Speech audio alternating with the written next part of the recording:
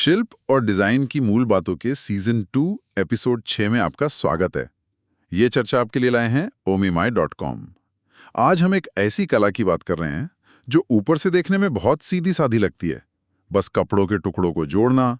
लेकिन आज के दौर में जहां हर चीज तेज है, डिजिटल है, वहां ये धीमी हाथों से की जाने वाली कला मतलब पैचवर्क एक बड़ी वापसी कर रही है। तो सवाल ये है कि ऐसा क्यों हो रहा है? क्या ये सिर्फ लॉकडाउन में मिले खाली समय का नतीजा है, या फिर इसके पीछे हमारी कोई गहरी जरूरत छिपी है, एक जुड़ाव की, अपनी जड़ों को महसूस करने की? आज हम इसी की तह तक जाएंगे। बिल्कुल। और ये सवाल इसलिए भी दिलचस्प है क्योंकि पैचवर्क में हमेशा से एक तनाव रहा है। एक तरफ है यादों से भरे पुराने कपड़ों के टुकड़े और दूसरी तरफ खास तौर पे डिजाइन के लिए खरीदे गए नए कपड़े। एक तरफ है जरूरत के लिए बनाई गई रजाई और दूसरी तरफ है कला के तौर पर बनाया गया एक शाहकार। आज हम इसी कला के हर धागे को खोलकर देखेंगे और समझेंगे कि ये सिर्फ एक हुनर क्यों नहीं, बल्कि कहानी कहने का एक शक्तिशाली माध्यम है। तो चलिए यहीं से शुरू करते हैं। ज्यादातर लोग जब पैचवर्क के बारे में सोचते हैं तो उनके दिमाग में दादी नानी की बनाई गुदड़ी या रजाई की तस्वीर आती है ना, जो पुराने कपड़ों से बनी होती थी। लेकिन आज के क्राफ्टर्स के पास एक और विकल्प है, फैट क्वार्टर्स।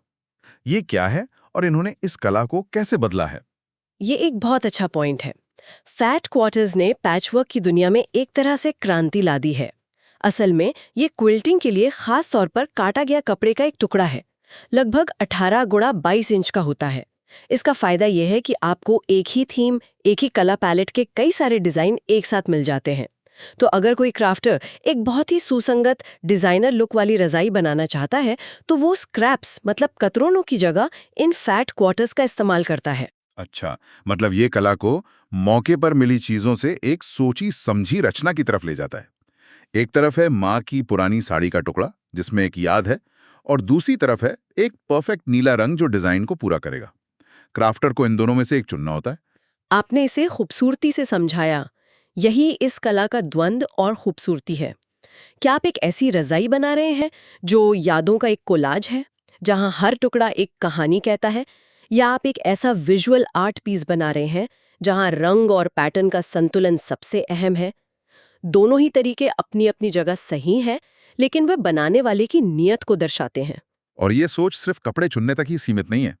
एक बार कपड़े चुन लिए गए तो उन्हें जोड़ने का तरीका यानी पैटर्न, वो अपने आप में एक पूरी भाषा है। मुझे लगता है कि यहाँ ये कला और भी ज्यादा गहरी हो जाती है। हाँ, पैटर्न की भाषा कमाल की है। अगर हम इसे बांटे तो 3 मुख्य भावनाएं या विचार सामने आते हैं। पहला है फिगरेटिव मतलब अलंकारिक, तस्वीरों के जरिए कहानी कहना। इसमें कपड़ों के टुकड़ों से कोई चेहरा, कोई घर या कोई पूरा दृश्य बनाया जाता है। ये तो बहुत व्यक्तिगत हो गया। हाँ, ये सबसे व्यक्तिगत तरीका है जहां बनाने वाला अपनी दुनिया को कपड़े पर उतार रहा होता है। और इसका सबसे शक्तिशाली उदाहरण शायद इतिहास से मिलता है।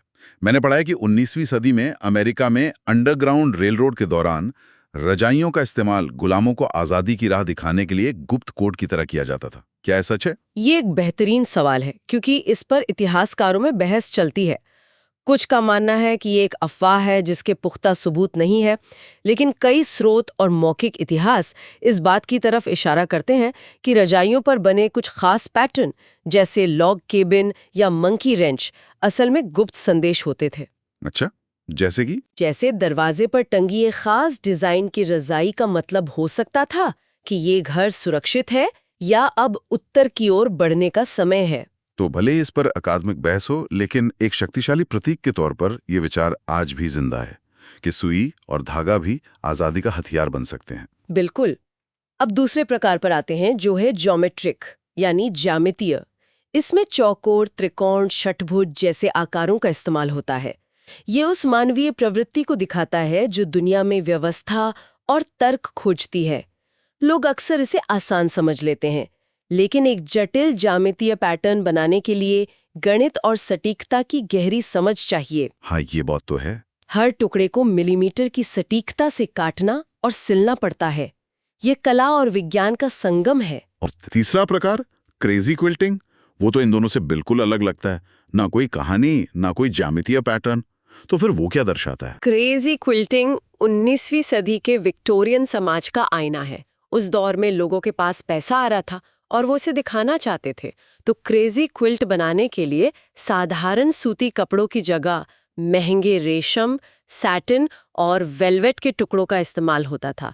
उन्हें बिना किसी पैटर्न के जोड़ा जाता था और फिर उन पर सोने और चांदी के धागों से भारी कढ़ाई की जाती थी। मतलब ये ओढ़ने के लिए नहीं थी? नहीं, बिल्कुल नहीं।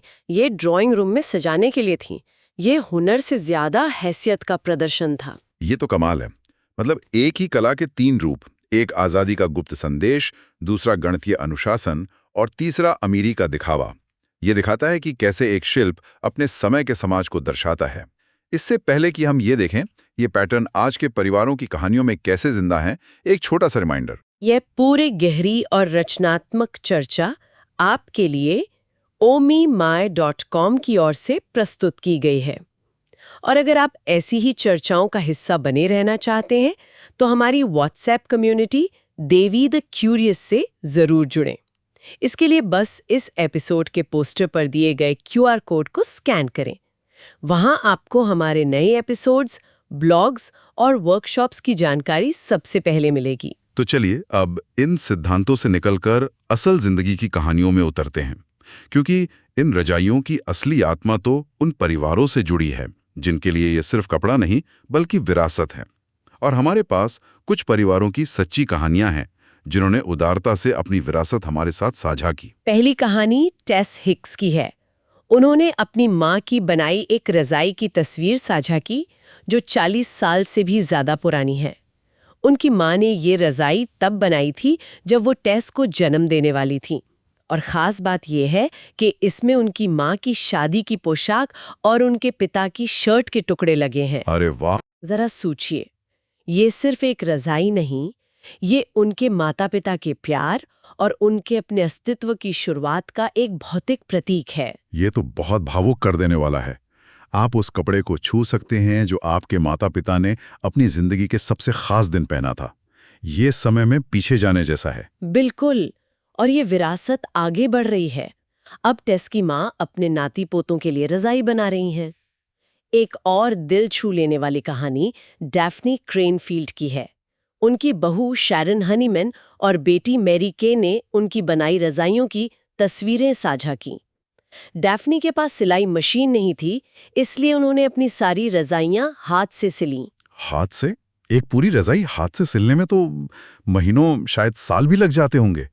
ये किस तरह का समर्पण है? ये अटूट प्रेम और धैर्य का प्रतीक है। उनके बेटे जॉन आज भी अपनी रजाई में लगे अपनी पुरानी टाई के टुकड़ों को पहचान लेते हैं। और सबसे खूबसूरत बात, डैफ्नी हर रजाई पर अपना नाम और उसे बनाने की शुरुआती और आखिरी तारीख की हाथ से कढ़ाई करती थी। अच्छा, जैसे कोई कलाकार अपने आर्टवर्क पर दस्तखत कर रहा हो। हाँ, बिल्कुल। वो ये नहीं कह रही थी कि मैंने एक रजाई बनाई, वो कह रही थी कि ये मेरी रचना है जिसमें मेरा समय और मेरा प्यार लगा है। ये उस रजाई को एक साधारण घरेलू वस्तु से उठाकर कला के दर्जे पर ले जाता है। और ये सिर्फ परिवार के लिए नहीं है ना? हमारे पास रेचल बशेल की भी एक कहानी है जो दिखाती है कि ये कला कैसे अनजान लोगों तक भी प्यार पहुंचा सकती है। हाँ, रेचल की कहानी इस कला के दयालु पक्ष को उजागर करती है। वो पैसे के लिए रजाई नहीं बनाती, बल्कि उन लोगों के लिए बनाती हैं जिन्हें उसकी सबसे ज्यादा जरूरत है। वो नए जन्मे बच्चों के लिए या उन बच्चों के लिए रजाई बनाती हैं जो किसी मुश्किल दौर से गुजर रहे हों। उन्होंने एक 10 साल के लड़के के लिए रजाई बनाई थी जिसे उसकी गोद लेने वाली माँ ने छोड़ दिया था।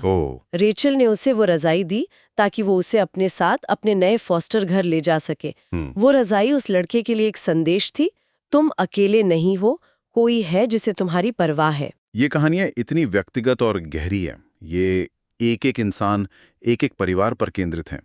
लेकिन इसने मुझे सोचने पर मजबूर कर दिया है, क्या ये कला जो इतनी व्यक्तिगत है बड़े पैमाने पर भी काम कर सकती है?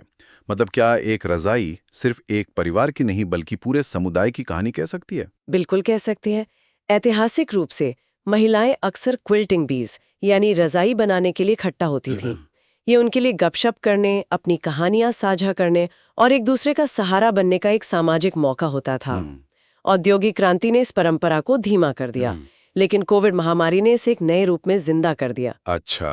हाँ, जब लोग अपने घरों में अकेले थे तब उन्होंने जुड़ाव के लिए इस कला का सहारा लिया। तो क्या हमें पेंडेमिक क्विल्ट्स जैसी कोई चीज देखने को मिली? हाँ, और इसके कुछ बेहतरीन उदाहरण हैं। लंदन के हॉन्सलो कम्युनिटी एजुकेशन डिपार्टमेंट ने एक हॉन्सलो पैंडेमिक क्विल्ट बनाया। ये एक सामुदायिक प्रोजेक्ट था जिसमें कई लोगों ने छोटे छोटे पैच बना के भेजे। ये रज़ाई लॉकडाउन की शुरुआत से लेकर धीरे धीरे सामान्य जीवन में लौटने तक की कहानी कहती है, और इसके केंद्र में महामारी के दौरान अपनी जान जोखिम में डालने वाले स्वास्थ्य कर्मियों को श्रद्धांजलि दी गई है। वाह, ये तो कपड़े पर लिखा गया एक सामुदायिक दस्तावेज है। बिल्कुल। एक ऐसी चीज जिसे 100 साल बाद लोग देखकर उस दौर को महसूस कर पाएंगे। इसी डिपार्टमेंट ने एक और अद्भुत काम किया। उन्होंने लंदन ट्रांसपोर्ट म्यूजियम के लिए एक रज़ाई बनाई जो शहर के परिवहन सिस्टम के 200 साल की इतिहास को दर्शाती है। इसमें पुराने टिकट, नक्शे, विज्ञापनों के डिजाइन सब कुछ पैचवर्क के जरिए दिखाया गया है। ये साबित करता है कि रज़ाई सिर्फ घरों के लिए नहीं बल्कि संग्रहालयों के लिए भी हो सकती है। तो ये साफ है कि रज़ाई एक शक्तिशाली माध्यम बन चुकी है। लेकिन क्या पैचवर्क का प्रभाव सिर्फ रज़ाइयों तक ही सीमित है, या इसका डिजाइन हमारी जिंदगी के दूसरे हिस्सों में भी नजर आ रहा है? नहीं, अब ये सिर्फ रज़ाइयों तक सीमित नहीं है। पैचवर्क का जो एस्थेटिक है, मतलब उसकी दिखावट, वो अब हर जगह है। हाई फैशन की दुनिया में बड़े बड़े डिज़ाइनर्स पैचवर्क को अपने कलेक्शन में इस्तेमाल कर रहे हैं। ये अपसाइक्लिंग और सस्टेनेबिलिटी के बड़े आंदोलन का हिस्सा है। लोग अब फास्ट फैशन के खिलाफ एक ऐसा विकल्प चाहते हैं जो टिकाऊ हो और जिसकी अपनी एक कहानी हो। और घरों की सजावट में भी इसका असर दिख रहा होगा। बहुत ज़्यादा।